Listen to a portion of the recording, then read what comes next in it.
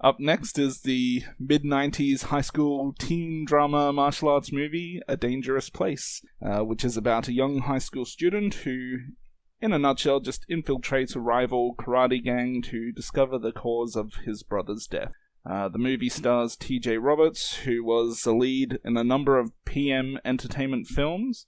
He certainly had a great martial arts talent for his age, and I was actually a similar age during his time making these movies, so I quite envied his martial arts skill, I guess you could say. One of those type of actors that you kind of wish you could be yourself. So the movie it's more like a low-budget Karate Kid with a much darker tone, because it does involve some death. And there are actually quite a few fight scenes in the movie that are actually better than what I think you'd expect out of such a young talent and a low-budget production. Corey Feldman, he plays a lead bad boy, or, if you will, karate douchebag, and I think he plays it rather well. He's also got a evil sensei, which is kind of like a cheaper version of John Kreese from Karate Kid's Cobra Kai, and he's played by Marshall Teague. And any action fans may remember him from the movie Roadhouse, quite a popular movie with Patrick Swayze. He's the guy that used to fuck guys like Dalton in prison, if you've ever seen that movie. I've actually never seen Roadhouse, man. But yeah, no, he does an okay job here as well. Not quite as scary as he was in Roadhouse. It's got fairly generic background music for a 90s flick, but I do enjoy the original song that plays at the conclusion. While I certainly don't think it's everyone's cup of tea, I think some fans of cheap 90s action flicks, they could enjoy it, and especially if you were someone that went through high school during the 90s, such as myself, you can probably relate a little more to the high school drama aspect of the movie. So I understand you only just finished watching it about an hour ago, so let me know what you thought of it. I thought it was a decently enjoyable movie. To anybody listening, I'm actually a big fan of The Karate Kid and The Karate Kid 2. I don't really go out of my way to watch many non-horror movies, but I do like the Karate Kid movies. And I really enjoyed how this one sort of took the basic story and then gave it, like Chucky says, a much darker feel. With, kid dealing with the death of his older brother, mother who is just, is terrified that her other son is going to die any time now, because he's just disappearing in the middle of the night. We have this evil gang of kung fu guys committing crimes, getting chased by police on like a nightly basis, and I'm not sure how they can get away with that every single night. That is a terribly inept police force in this place. Like every single night they chase these same guys. Yeah. I have to say I really enjoyed the police chase scenes because I don't mind action movies, and it's just a sort of a mindless piece of fun. Like Chucky says, there's some great kung fu scenes. I sort of wish, I forget, it's not really a championship, but the contest at the end of the movie, I wish that went a bit longer until, before they were interrupted. But there were still quite a few, good karate fight scenes. I don't have any major complaints, like, off the top of my head. This isn't one I really knew anything about before jumping into it, which is probably a good thing, because movies like this generally may not appeal to me, but this one came out pretty okay. I will say one thing that did bother me, and it just hit me, was the really cheesy moments when the kid imagined he was seeing his older brother, with a glowing light around him, I guess, speaking to him from beyond the grave, especially at the end of the movie, basically saying, no, don't do anything, let it go. It's just a bit much. Well, as you were saying, the chase scenes in the movie, I thought the stunts they did were actually rather good, Yes. better than you'd probably expect from this type of movie, like with the car flips and everything. And also, like the scene where he gets to school that one morning and finds his brother hanging from the basketball hoop, that was actually a lot darker than you'd expect in this type of movie. That was actually a really good scene. How there's a whole group of kids surrounding the door frame of the auditorium, and it takes a few seconds for us to see what they see, and just this kid hanging there. And that was pretty good stuff, as good as apparent suicide can be. Yeah. You were mentioning the contest at the end. There's one part where and you kind of expect them to be cheaters, but they get like a black belt to wear a green belt, and he actually loses. I can't believe nobody was watching that, closer though. Like, hey, maybe that guy's not the green belt guy.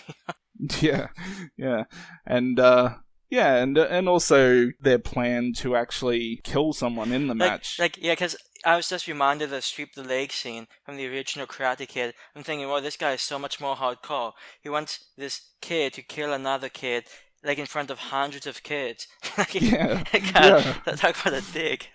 Another funny thing about it is that the sensei for the Lions team, the good team, played by a fairly popular actor, Marco.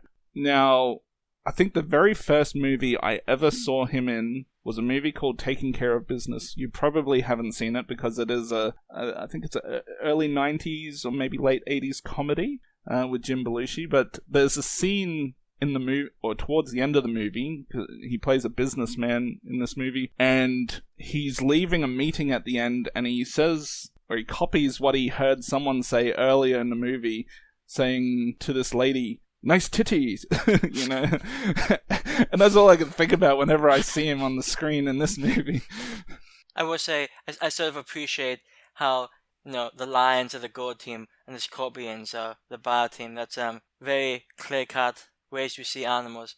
And I guess another thing about it is that the high school, at least towards the end, you see a lot of what the high school looks like on the outside. It's actually not a fairly green looking place, and it actually does remind me a lot of my high school, at least in some aspects, because at times during the year it gets rather dry and the grass isn't very green, and it just a lot of similarities to places that I grew up in. I'm not sure where in the US it was filmed.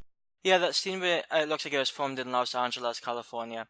That scene where the main kid, where Ethan and that black kid get jumped. It's like very desolate location, And I thought that gave sort of an additional flavor to the movie. It's just not some generic suburban location. It's almost in some places like almost a desert. So I don't know. It didn't change much in the movie, but I sort of did like that. I will say the principal has no idea what the hell he's doing. I felt bad for the guy. But he does not know how to deal with the situation at all.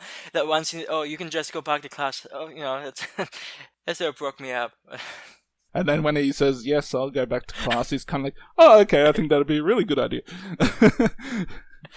Yeah, I don't know that actor, but I did enjoy that. There was one other thing I really liked. I really did like. He might have been a cheaper version of the Chris from Karate Kid, but I thought Marshall Teague did a really decent job with his performance. Some really brutal, take no prisoners mentality, especially that scene in his dojo where he's just tells one of his kids, "Hey, just keep hitting me," and he's just standing there not doing anything. That it doesn't mean much, but it looks pretty cool. Yeah, and then after that, as he's leaving the dojo, he's wearing these very 90s pants. Speaking of which, what class was that guy teaching? Was it like history? I don't recall. Yeah, because when he first appears in the movie, he just looks like he's some teacher, and then you later find out he's the leader of the dojo, and it just struck me as odd that, given this guy's mentality, outside of school, they gave him a teaching job. He seemed like an okay teacher. He was pretty okay with students, but it just sort of struck me as an interesting side job.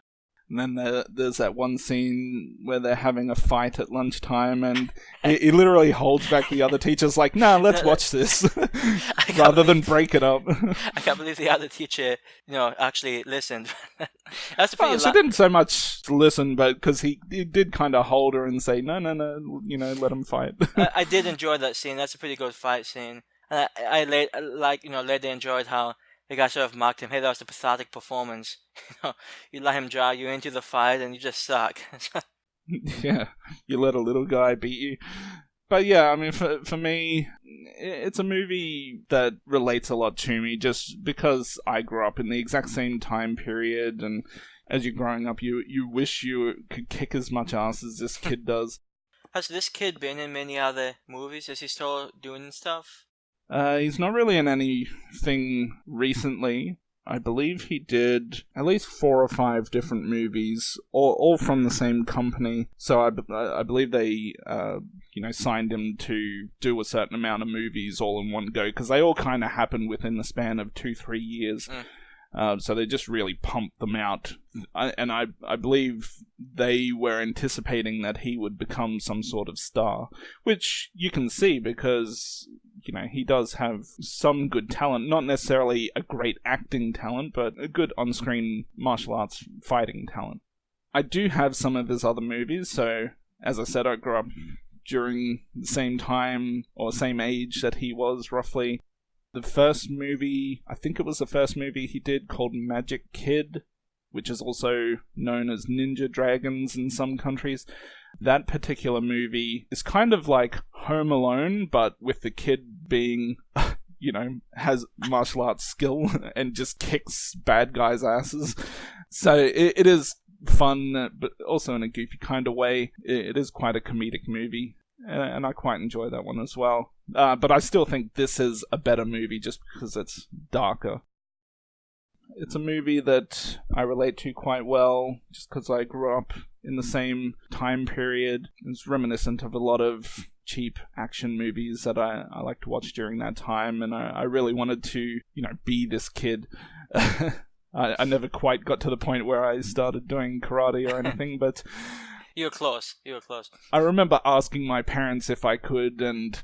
I was in an area where it just wasn't a popular thing, especially back then. I lived in a very rural area where there's not much to do. I'd have to travel far if I wanted to do something like that.